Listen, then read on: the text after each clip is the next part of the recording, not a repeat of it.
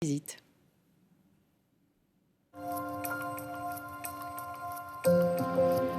Perché sur son éperon rocheux, un château millénaire fait battre le cœur de toute une ville, de toute une région. C'est avec splendeur et majesté que le château de Chimay est le symbole architectural de la principauté. Au fil des siècles, la population chimassienne l'a vu renaître de ses cendres à de multiples reprises. Et tous les styles sont passés par là. Sur 1000 ans, vous comprenez bien que ça a beaucoup évolué. Nous sommes sur le chemin des invasions. Et à chaque fois, entre la France et l'Allemagne, nous nous trouvons au milieu et on reconstruit à chaque fois. Donc, chaque fois, nous avons été envahis, bombardés, ruinés, pillés. Et nous sommes toujours là. Maintes fois reconstruit, il changea de style. Mais en 1935, le château de Chimay eut à subir un terrible incendie. Réédifié sur ses ruines, le château prend des allures austro-hongroises, avec ses bulbes, qui rappellent l'architecture de l'empire de Maximilien d'Autriche. À l'intérieur, plusieurs pièces sont à découvrir, comme le grand hall, le salon des portraits ou la salle des gardes.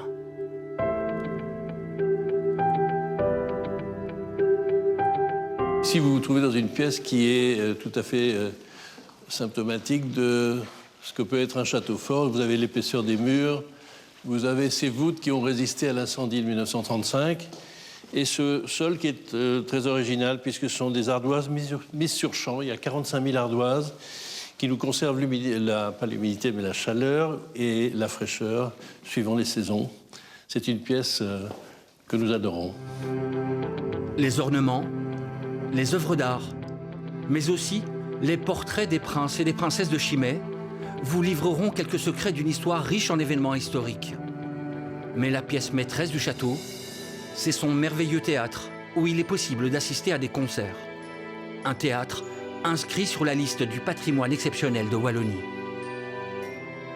Il date de 1863, ça a été construit par un aïeul qui était un grand musicien et qui a fait venir tous les grands musiciens de l'époque. C'était la réplique du théâtre du château de Fontainebleau. C'est un endroit qui a été remis également en état ces derniers temps et qui nous permet d'avoir des concerts. Après la visite, direction la Maison des Artistes, où vous pourrez découvrir en exclusivité l'histoire du château, un film raconté par Stéphane Bern. Cette maison a eu une histoire très riche.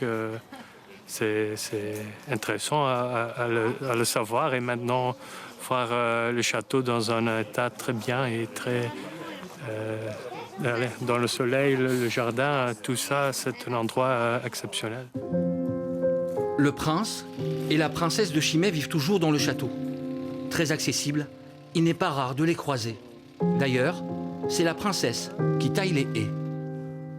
J'espère que quand ils viendront, ils sentiront que chaque détail dans la maison a été fait avec amour. Que vraiment chaque chose, on a tout restauré. Nous avons encore beaucoup de choses à restaurer. Ce ne sera jamais fini de toute façon cette restauration parce que voilà, il y a beaucoup à faire. Donc j'espère que le touriste sentira tout l'amour que nous y avons mis. En raison de l'épidémie, seul l'intérieur du château n'est pas accessible actuellement au public. Mais le film vous plongera dans son histoire. C'est pourquoi les tarifs ont été diminués. Comptez 6 € pour un adulte et 4 € pour un enfant. Histoire de passer une belle journée sur les traces d'une perle d'été et celle des princes de Chimay. La météo avec, on continue sur